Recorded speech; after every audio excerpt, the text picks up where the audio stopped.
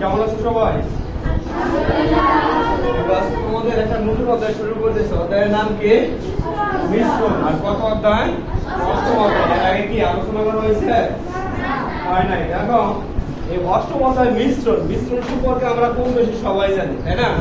যেমন আমরা বাসায় অনেক সময় শরবত বানাই না? কি কি দেয় ওর মধ্যে? চিনি দেই, একটু লবণ দেই, একটু লেবু দেই, কিংবা বাজার থেকে একটা স্যালাইন নিয়ে আসি, তাই না?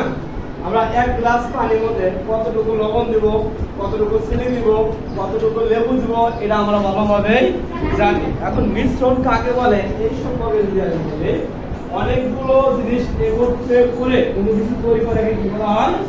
মিশ্রণ বলা হয়। অনেকগুলো জিনিস বলতে কি অনেকগুলো উপাদান, চিনির উপাদান থাকতে পারে, লেবুর উপাদান থাকতে পারে, তারপরে গুড়ের উপাদান থাকতে পারে, এগুলা একত্রে কি বলা হয়?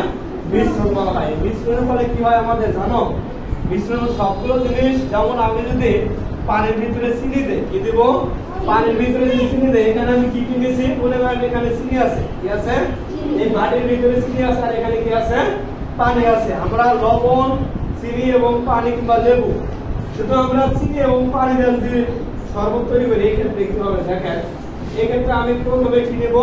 হাফ গ্লাস কিংবা এক গ্লাস পানি নেব। কি নেব? এক গ্লাস কিংবা হাফ গ্লাস আমি কি নেব?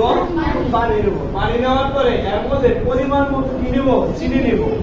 নেওয়ার পরে এই চামিচ দ্বারা যে কিছুক্ষণ আমরা লাড়া দেই, তাহলে কি হবে? সবকিছু মিশে যাবে। এই মিশে যাওয়াটাই হচ্ছে কি আমার মিশ্রণ। মিশ্রণ সম্পর্কে কারো কোনো সমস্যা আছে? না। এবার আসেন, মিশ্রণ সাধারণত তিন ধরনের হতে পারে। একটা হচ্ছে আপনার সাসপেনশন, আর একটা ক্লোরাইড, আর একটা দ্রবণ। ঠিক আছে? মিশ্রণ এবং দ্রবণ, মিশ্রণটা তোমরা তো বুঝতে পারছো মিশ্রণটা কি? একের অধিক বিভিন্ন উপাদান সংমিশ্রণে যা পাওয়া যায় তাকে কি বলা হয়? একের অধিকটা কেমন? ওই যে আমি বলছি, শুধু পানি দিয়ে যদি শরবত তৈরি করেন হবে?